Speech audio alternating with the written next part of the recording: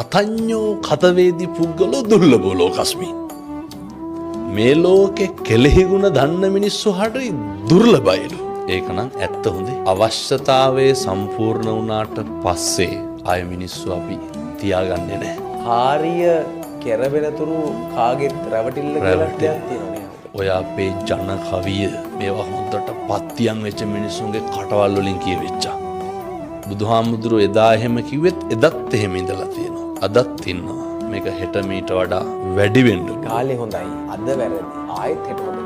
වෙන්න පුළුවන්. කාලේ හොඳයි. අද වැරදි. ආයෙත් හෙට හොඳයි.